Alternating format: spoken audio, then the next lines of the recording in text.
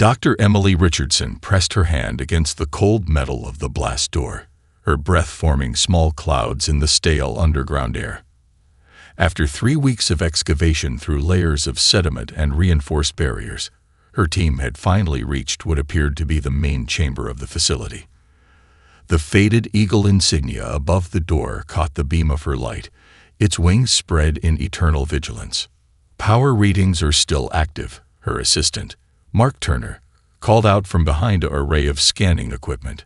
"Whatever's in there, it's been running on its own power source for, well, longer than should be possible." Emily nodded, trying to keep her hands from shaking as she brushed away centuries of dust from the control panel. They'd found other ruins before, fragments of civilizations long past, but something about this facility was different. The construction was too precise, the technology too sophisticated for anything in the Concordat's historical records. "Begin atmospheric stabilization," she ordered, her voice steady despite her racing heart. "I want a full containment field before we crack this door." The excavation team moved with practiced efficiency, setting up their equipment around the chamber entrance. Emily used the time to study the markings near the control panel. The script was unlike anything in the Concordat's xenolinguistic database, yet something about its angular precision suggested a military purpose. "Field is stable," Dr. Turner reported. "We're ready when you are." Emily took a deep breath and pressed her palm against the scanner. To everyone's shock, the ancient system responded immediately. Green light washed over her hand, followed by a series of mechanical clicks and whirs from within the door. "Impossible," Turner whispered. "It's accepting modern biometrics." The blast door shuddered, then began to rise with a sound like distant thunder. Cold air rushed out, carrying with it the scent of metal and ozone.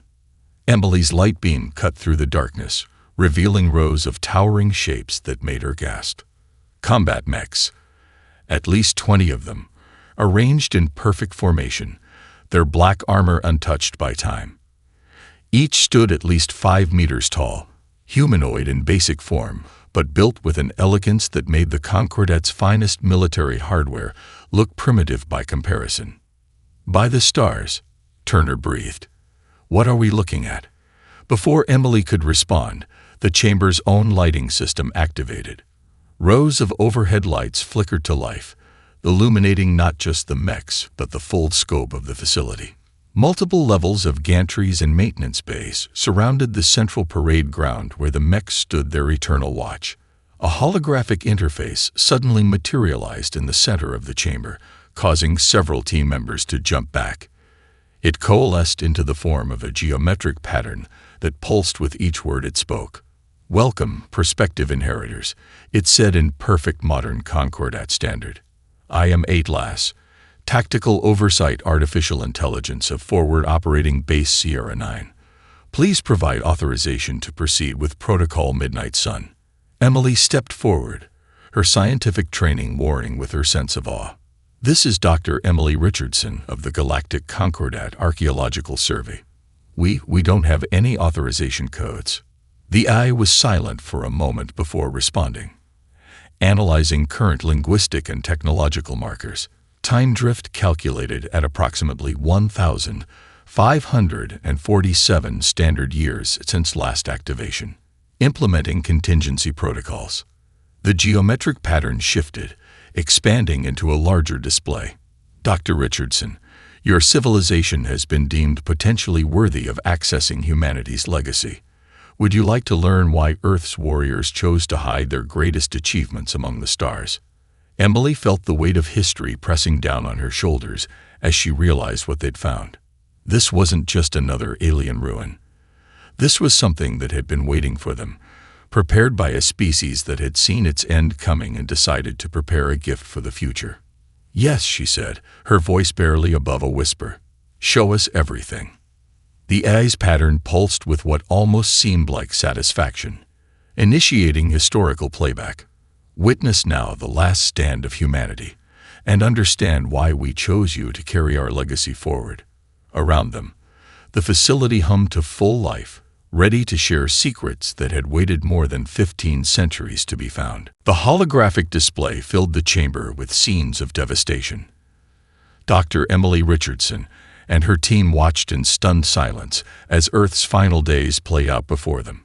Atlas had accessed Commander James Walker's personal combat logs, showing them humanity's last stand through the eyes of one of its greatest defenders.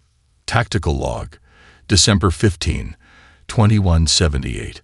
Walker's voice echoed through the chamber. The hologram showed a man in his mid-40s, his face bearing the weathered look of someone who had seen too much combat. The Voraks have breached the Luna defense line. We've lost contact with the Mars colonies. Earth stands alone now. The scene shifted to a massive command center buried deep beneath the Rocky Mountains. Walker stood before a tactical display showing waves of red indicators approaching Earth from all directions. His uniform bore the patches of the United Earth Defense Force, the final unified military of humanity. They thought we'd fall in days. Walker's voice continued, thick with determination. Like the Centaurians, like the Proxima colonies, but they don't understand what it means to be human. We've spent our entire history fighting against impossible odds. It's in our DNA. The hologram flickered, showing scenes of desperate battle. Humanoid combat mechs, identical to those standing silent in the chamber, engaged with grotesque biomechanical entities. The Voraks moved like a plague of metallic insects, each one a twisted fusion of organic and mechanical parts. Day 47 of the Earth Defense Campaign. A new log entry began. The commander looked more haggard now, but his eyes burned with fierce intensity. We lost Seattle yesterday, but the price we made them pay. The Voraks don't understand sacrifice. They don't understand that humans fight harder when backed into a corner. Emily watched as the tactical displays showed human forces executing brilliant maneuvers. What they lacked in numbers, they made up for in sheer audacity. Combat mechs would appear from hidden bunkers, strike with devastating precision, then disappear before the Voraks could mass their forces. The neural interface systems are proving more effective than we hoped, Walker reported in another entry. Each time we lose a pilot, their combat experience uploads to the shared network. Every death makes the survivors stronger, teaching the mechs themselves how to fight our enemy. Turner stepped closer to the hologram, his face pale. They were teaching the machines while they fought, creating a combat database from their own deaths. Atlas's geometric pattern pulsed. Humanity understood that conventional victory was impossible. Protocol Midnight Sun was implemented on day 93 of the invasion. While Earth's forces held the line, specially designated teams began evacuating our most advanced technology and knowledge to hidden facilities across the galaxy. The next scene showed Walker standing before a group of pilots, their faces grim but determined. Earth will fall, he told them, but humanity's legacy will survive. The Voraks think they're hunting us to extinction, but we're seeding the galaxy with everything we've learned about fighting them. Somewhere out there, another species will find our weapons, our knowledge, our determination. The tactical displays now showed a desperate holding action. Human forces had consolidated around key military installations, drawing the Voraks into killing grounds that had been prepared over months of fighting. Final log entry. Walker's voice was rough with exhaustion. The last evacuation ships are away. The Voraks will never know that while they were focused on wiping us out, we were preparing a gift for the future. He managed a fierce smile. Maybe the species that finds this facility will be diplomatic geniuses. Maybe they're natural philosophers or brilliant artists. But when they need to fight, they'll have humanity's 15,000 years of warfare to draw upon. The hologram showed Walker donning his combat helmet one last time. If you're seeing this, you've been chosen. Not by me, not by some algorithm, but by proving you have the potential to carry forward what humanity learned through countless generations of conflict. Our weapons are yours now. Our tactics, our determination, our unwillingness to submit to tyranny. It's all yours. The final scene showed Walker climbing into his command mech. Time to remind the Voraks why they should have finished us off on day one. Walk her out." Emily realized she had tears in her eyes. Around her, the rest of the team stood in reverent silence, understanding that they weren't just witnessing history. They were being handed a sacred trust. "Protocol Midnight Sun remains active," Atlas announced. "Shall we proceed with tactical database transfer?" Major Thomas Anderson stood before the Concordat Security Council, his military uniform crisp despite 72 sleepless hours analyzing the data from Atlas.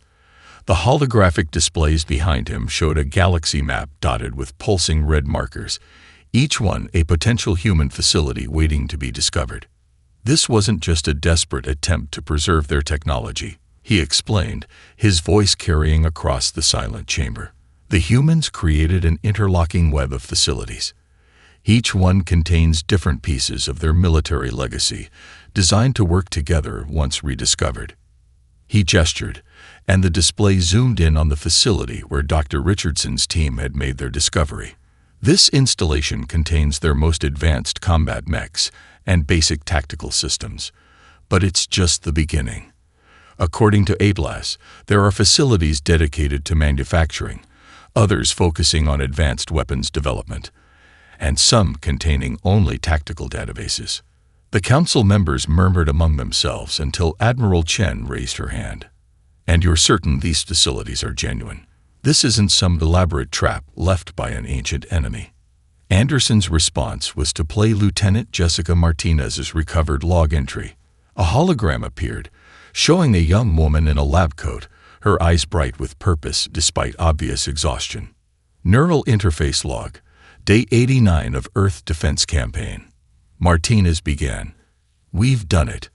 The quantum neural bridges aren't just recording our pilots' combat experiences, they're preserving the essential qualities that make human warriors unique. Creativity, adaptability, the ability to make impossible decisions under pressure. We're not just leaving behind weapons, we're leaving behind what it means to be a human warrior." The hologram showed Martinez moving through a lab filled with neural interface prototypes.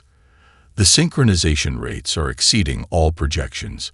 When a new pilot connects with these systems, they won't just access combat data. They'll experience the accumulated wisdom of Earth's greatest fighters. Every victory, every defeat, every desperate gambit that paid off. It's all preserved in the quantum matrix. Anderson paused the playback. Lieutenant Martinez was Earth's leading expert in neural interface technology. Her breakthrough made it possible for alien species to safely interface with human combat systems. She knew we'd be physiologically different from humans, so she designed the systems to adapt to any compatible neural structure. He brought up another display, this one showing the internal systems of a human combat mech. But here's what makes their gift truly remarkable. These machines don't just teach combat skills, they evaluate their pilots. If a pilot lacks the moral courage or tactical judgment needed to wield this technology responsibly, the neural interface simply won't engage. The youngest council member, Representative Torres, leaned forward. "Are you saying these machines can judge character?" "Not exactly," Anderson replied. "Lieutenant Martinez's logs explain it better than I can." The hologram resumed, showing Martinez making her final entry. "Some will call what we've done a curse, leaving behind weapons of such power, but we've built safeguards into every system. The neural interfaces require specific psychological markers: courage tempered by wisdom, aggression balanced by compassion, the will to fight paired with the judgment to know when not to." She managed a tired smile. "We're not just looking for good pilots, we're looking for worthy inheritors of Earth's martial legacy. The interfaces will recognize those qualities, even in species that evolved on worlds thousands of light years from Earth." Anderson switched off the hologram. In her final days, Martinez worked around the clock to complete the neural interface systems. She died during the last defense of the Rocky Mountain Command Center, but not before uploading her own neural patterns into the system. In a very real sense, she lives on in every interface, helping to select and guide future pilots. The council chamber was silent as the implications sank in. Humanity hadn't just hidden their weapons among the stars. They created a system to ensure those weapons would only be wielded by those who shared their values. There's more, Anderson continued. Martinez's logs reference something called the Omega Protocol, a final failsafe built into all human military systems. But those files are locked behind security measures that even ATLAS can't bypass. Whatever it is, humanity wanted to make absolutely sure it would only be discovered when the time was right. Admiral Chen stood, her expression grave. Major Anderson, you have command authority over this project. Find us pilots worthy of humanity's legacy. Something tells me we're going to need them sooner than we think. Anderson saluted, remembering Martinez's final recorded words. To those who find this, prove yourselves worthy of what we've left behind. The galaxy may depend on it. Colonel Michael Brooks stared at the holographic display until his eyes burned. Dozens of incident reports floated before him, each marking another disappeared ship, another silent colony, another missing patrol. Different locations, different circumstances, but a pattern was emerging, one that made his blood run cold. Play it again, Atlas, he commanded, his voice rough from too many hours without sleep. The AI obliged, overlaying the pattern of recent disappearances with Commander Walker's tactical predictions from 15 centuries ago. The match was perfect. Concordat Intelligence Report, Classified Level Omega, Brooks dictated, marking his fourth attempt to write this warning.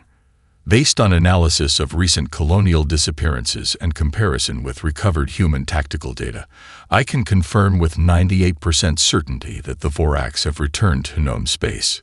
He paused the recording, rubbing his temples. 3 previous reports had been dismissed by his superiors as paranoid speculation. This time, he had proof. His secure comm chimed. Colonel, Dr. Richardson is here as requested. Send her in. Emily Richardson looked as tired as he felt. She'd been working round the clock with Atlas, decoding more of humanity's tactical databases. You found something. Brooks nodded, expanding the holographic display. New Haven Colony went dark 6 hours ago. No distress call, no warning, just like the others. He highlighted a series of points on the map. Look familiar. Emily's eyes widened as she overlaid Walker's tactical data. They're following the exact same pattern they used against humanity's outer colonies. Testing defenses, analyzing response times. Preparing for harvest, Brooks finished grimly. But here's what scares me most. He brought up Atlas's analysis of the Vorax attack pattern. They're moving faster this time, more efficient. They've evolved their tactics.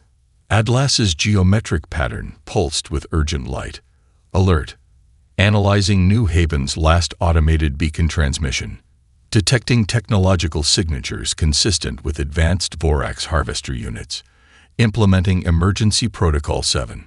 The facility's lights shifted to a deep red as previously dormant systems hummed to life. Hidden panels in the walls slid open, revealing racks of smaller weapons and defensive equipment. What's Emergency Protocol 7? Brooks demanded. Commander Walker anticipated Vorax tactical evolution. Atlas responded. Secondary weapons caches were prepared with specific countermeasures, activating encrypted transmission to all discovered human facilities. Emily moved to a newly revealed console, her fingers flying over the ancient controls. Colonel, you need to see this. Walker didn't just leave us weapons. He left us a complete analysis of potential Vorax adaptation patterns. He predicted exactly how they'd improve their strategies over time. Brooks studied the tactical projections with growing amazement. They analyzed hundreds of possible evolution patterns. The Vorax aren't just following one of them. They're following the most aggressive pattern, Emily finished. The one Walker marked as worst-case scenario. The Colonel's comm unit chirped again. Priority message from Concordat High Command. He already knew what it would say. 3 more colonies had gone silent while they were talking. How long? He asked Atlas. Based on current Vorax movement patterns and Commander Walker's tactical models, major invasion forces will reach Concordat core worlds in approximately 73 standard days. Brooks straightened his uniform. "Dr. Richardson, I need you to come with me to the council. No more reports, no more warnings through channels. We're taking this directly to them." Emily nodded, but paused by one of the weapon racks. "Colonel, look at this." She held up what appeared to be a personal sidearm, its design both elegant and lethal. All these secondary catches, Walker didn't just predict the Vorax would return. He knew exactly when we'd find this facility, didn't he? Affirmative. Atlas confirmed. Protocol Midnight Sun included precise timing calculations. The facilities were designed to be discovered when the next Vorax harvest cycle approached. Humanity's final gift. The right weapons, in the right hands, at the right time. Brooks felt a chill run down his spine. Even facing extinction, humanity had planned centuries ahead, preparing the galaxy for this moment. He just hoped they could prove worthy of that foresight. "Download everything we have on the Vorax tactical evolution to my secure pad," he ordered. "The Council needs to understand. We're not just fighting for ourselves anymore. We're fighting to prove humanity's sacrifice wasn't in vain." Neural synchronization failed. Attempt number 47 unsuccessful. Captain Rachel Thompson pulled off her neural interface helmet, not bothering to hide her frustration. Around her, the massive testing chamber echoed with the sounds of other pilots attempting to connect with the human combat mechs. So far, none had succeeded. "Your vital signs are stable," the medical officer reported, "but there's still no compatibility with Lieutenant Chase's neural pattern." Rachel stared up at the towering black mech before her. According to its logs, it had belonged to Lieutenant Robert Chase, one of Earth's most decorated warriors. Now it stood silent, refusing to acknowledge any of the Concordat's best pilots. "Play Chase's last recording again," she ordered. Atlas obliged, and the chamber filled with the holographic image of a young man in combat armor. "To whoever inherits my war machine," Chase began, his expression serious but kind. "This isn't about your reaction time or your combat scores. The neural bridge doesn't care about that. It's about something deeper, the way you think, the way you feel, the way you make decisions under pressure." Rachel closed her eyes, letting his words wash over her. She'd memorized this speech after the 20th failed attempt, but something about it kept drawing her back. "The mech isn't just a weapon," Chase continued. "It's a teacher. Every movement, every tactical choice we made, every split-second decision between victory and death, it's all stored in the quantum matrix. But you can't access it until you prove you understand what it means to be a warrior in the truest sense." "Initialize attempt 48, Rachel commanded, settling the helmet back on her head. But this time, instead of focusing on the technical aspects, she thought about Chase's words, about what it truly meant to be a warrior. The neural interface hummed to life. Synchronization initiated. Rachel felt a presence brush against her consciousness, not invasive, but questioning. Images flashed through her mind. Battles fought centuries ago, impossible choices, moments of both triumph and devastating loss. She didn't just see Chase's memories. She felt the weight of his decisions, the responsibility he carried. Neural synchronization at 15% and climbing, the medical officer reported, excitement creeping into his voice. 20%, 35%, 60%. Understanding flooded through Rachel. The mech wasn't testing her ability to fight. It was testing her ability to know when not to fight. Through Chase's memories, she saw how human warriors balanced aggression with restraint, courage with wisdom. Neural synchronization at 95%. Bridge stability confirmed. Connection established. The massive mech hummed to life around her. Systems that had been dormant for centuries activated, responding to her thoughts. But it was more than just control. She could feel 15 centuries of accumulated combat wisdom flowing into her mind. "Hello, Captain Thompson." Chase's voice echoed in her thoughts, not as a recording but as an interactive neural construct. "Welcome to the legacy of humanity. Are you ready to learn?" Across the chamber, other pilots stopped their attempts, watching in awe as Rachel's mech took its first steps in 1,500 years. Each movement was perfectly fluid, a fusion of human design and Concordat pilot. "Remarkable," Major Anderson observed from the control room. "She's not just operating it, she's learning from it. Look at how the movement patterns are adapting to her physiology, while maintaining the core of human combat doctrine." Through the neural link, Rachel accessed combat maneuvers that had died with Earth. But they weren't just recordings. The mech was actively teaching her, adjusting ancient techniques to work with her natural instincts. "This is incredible," she breathed, executing a complex defensive pattern that felt as natural as walking. It's not just about fighting the Vorax. They wanted to teach us everything they knew about warfare itself. Chase's neural construct responded with approval. "Humanity knew we couldn't fight for you, but we could make sure you had every advantage we could give you. Now let me show you what this machine can really do." As Rachel began her first true training session, other pilots watched with renewed determination. The bar had been set, not just for operating the mechs, but for proving worthy of humanity's trust. Each would need to find their own path to understanding what it truly meant to inherit the legacy of Earth's warriors. In orbit above, the first confirmed Vorax scout ships appeared at the edge of the system. The race to master humanity's final gift had begun. Haven's gate burned. Captain Rachel Thompson watched from her command mech as Vorax harvest ships descended through the colony's atmosphere like metallic locusts. Behind her, 11 other pilots waited in their machines, each connected to the neural ghost of a long-dead human warrior. They called themselves Earth's Children now, the first graduates of humanity's combat legacy program. "Remember your training," Rachel broadcast to her squad. "Everything the humans learned, everything they died teaching us, this is what it was for." Through her neural link, Lieutenant Chase's tactical consciousness highlighted optimal engagement zones. The Vorax were following attack patterns nearly identical to those used against Earth, just as Walker had predicted. They haven't adapted as much as they think they have.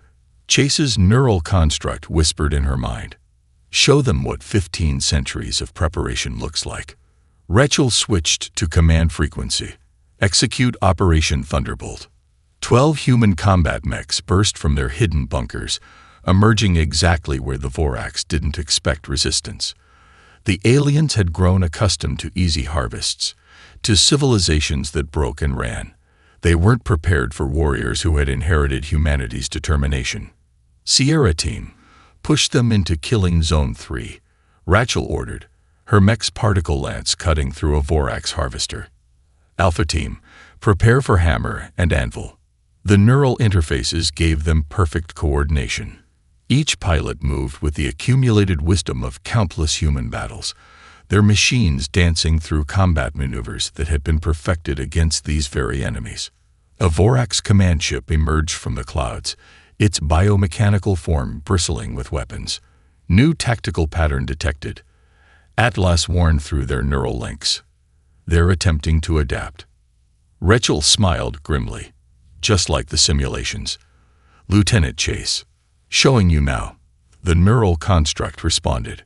Through the quantum matrix, Rachel accessed combat data from Earth's final days. She saw how Walker's forces had countered similar adaptations, how they had turned the Vorax's tactical evolution against them. Her squad's mechs shifted formation seamlessly, moving to positions that had been theorized, but never tested in actual combat. Haven's Gate Defense Command. "This is Earth's Children," Rachel broadcast. "Commence Operation Broken Mirror." Ground-based defense turrets, built to human specifications from recently discovered catches, opened fire in precisely timed sequences. The Vorax found their attack corridors turned into kill zones, their advanced formations scattered by weapons specifically designed to counter their adaptations. "They're falling back," reported Lieutenant Kevin Martinez, his mech finishing off a damaged harvester. Central High Ship is showing signs of confusion. Through her neural link, Rachel felt Chase's satisfaction. The humans had known this moment would come, known that their tactics, refined by centuries of analysis, would give their inheritors an edge that the Voraks couldn't match. But the victory wasn't without cost. 2 of her pilots were down, their mechs damaged but their neural patterns safely archived in the quantum matrix. Even in defeat, they were teaching future warriors how to fight this enemy. The Voraks command ship attempted one final push, launching waves of hunter-killers. Rachel's squad met them with maneuvers that had been perfected on Earth's battlefields, each movement a testament to humanity's sacrifice. "Show them what we learned," Rachel commanded, her mech's systems harmonizing perfectly with her neural patterns. "Show them why humanity fought so hard to preserve this knowledge." The battle for Haven's Gate lasted less than 3 hours. When it was over, the Voraks fleet retreated in disarray, leaving behind the wreckage of their most advanced units. For the first time in their long history of harvesting worlds, they had encountered warriors who knew them, who had trained specifically to counter their every advantage. Rachel stood her mech at the colony's main defense perimeter, watching the sun rise over a world that would remain free. Through the neural interface, she felt Chase's presence, not just as a tactical advisor now, but as a teacher proud of his students' progress. This was just the beginning, she told her squad. The humans knew the Voraks would adapt, would learn from this defeat. That's why they left us more than just weapons and tactics. They left us their spirit, their unwillingness to submit, their determination to fight impossible odds. She opened her neural link to its fullest capacity, feeling the combined wisdom of humanity's greatest warriors flowing through her consciousness.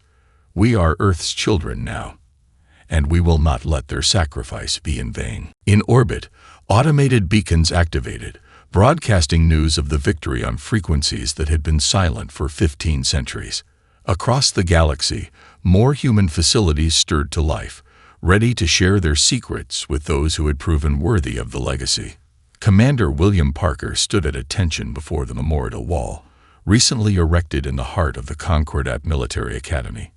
Hundreds of names were etched in gleaming metal, ancient human warriors paired with their modern inheritors. Each pair represented a successful neural bond, a bridge across 15 centuries of time. "Sir," a young cadet approached, her uniform bearing the distinctive patch of Earth's children. Lieutenant Alexandra Cooper reporting as ordered. Parker smiled. Cooper had graduated top of her class in the neural synchronization program, forming an unusually strong bond with the neural ghost of Captain Sarah Mitchell, one of Earth's most innovative tactical commanders. "Walk with me, Lieutenant," Parker gestured toward the training grounds. As they walked, the sound of combat mechs running drills echoed across the campus. The machines moved with fluid grace, their pilots executing maneuvers that blended human combat doctrine with Concordat adaptations. "I found something interesting in the archives," Cooper said, pulling out a data crystal. Captain Mitchell's personal logs, recovered from a cache on Titan. They're not just tactical records, they're her thoughts on what it truly means to be a warrior.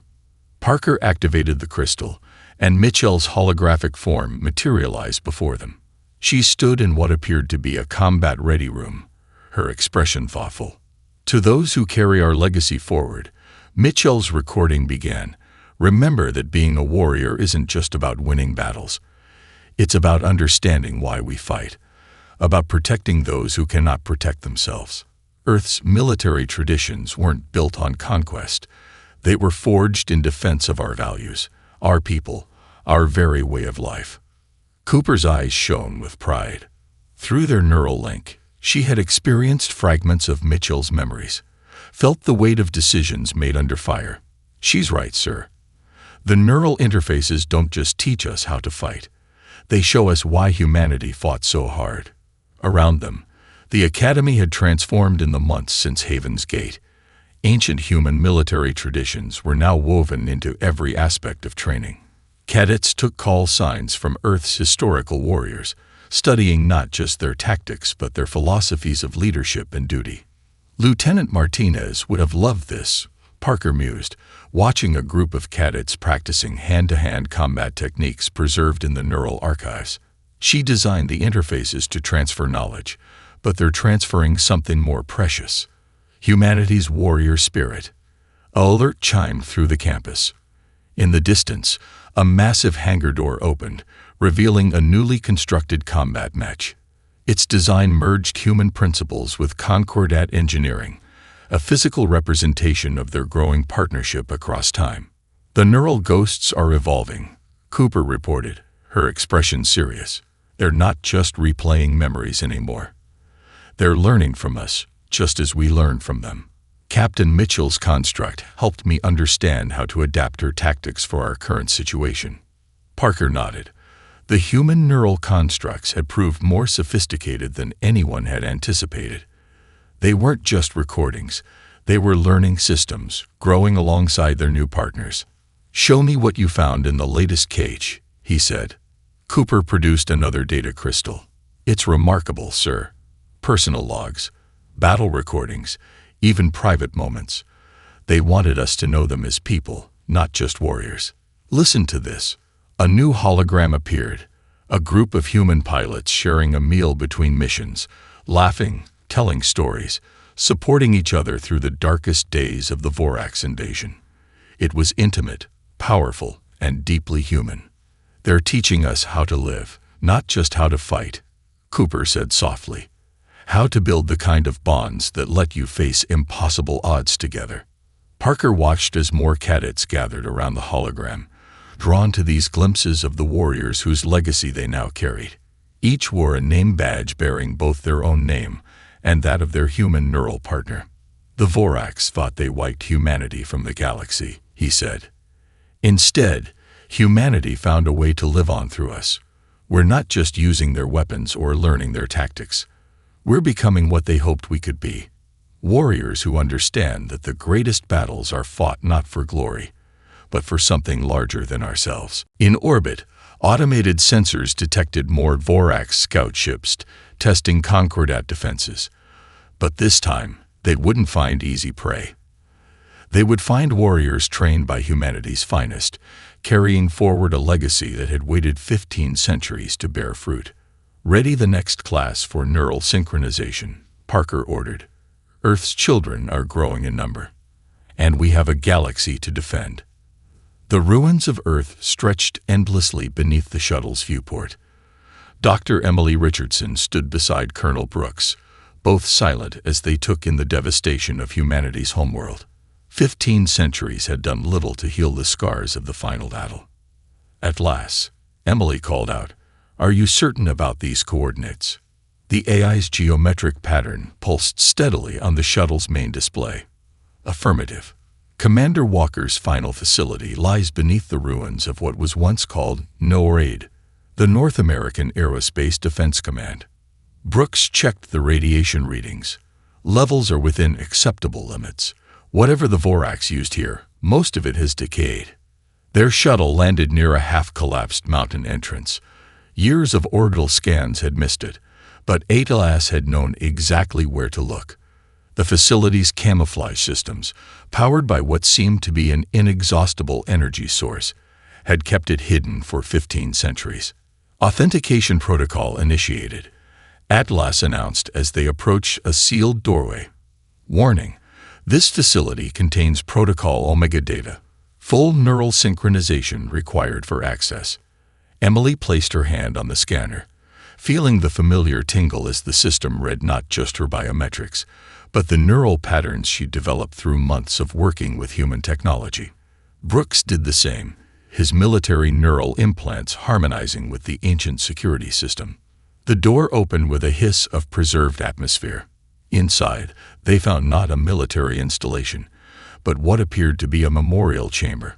Holograms flickered to life around them, showing faces, names, battles, the full history of humanity's last stand. "Welcome to the heart of memory." Commander Walker's hologram materialized before them. This wasn't a tactical briefing or combat log. This was different, more personal. "If you're seeing this, then Protocol Midnight Sun has succeeded beyond our wildest hopes. You've found our catches, mastered our weapons, and proven yourselves worthy of what comes next." The chamber's central platform illuminated, revealing a quantum data core unlike anything they'd seen before. "This isn't just another weapons cache. Walker continued. This is everything. Our complete history, our achievements, our failures, our dreams for what might have been. But most importantly, it contains the truth about why we fought so hard to preserve our legacy. The quantum core activated, flooding the chamber with images from Earth's history, not just battles, but art, music, literature, scientific achievements, the full tapestry of human civilization. We didn't just leave you weapons, Walker's voice softened. We left you who we were. Our capacity for both creation and destruction. Our ability to look into the darkness of space and see not terror, but possibility. Our stubborn refusal to accept defeat, even in the face of extinction. Brooks stepped forward, his military training warring with emotion. There are coordinates being transmitted, thousands of them.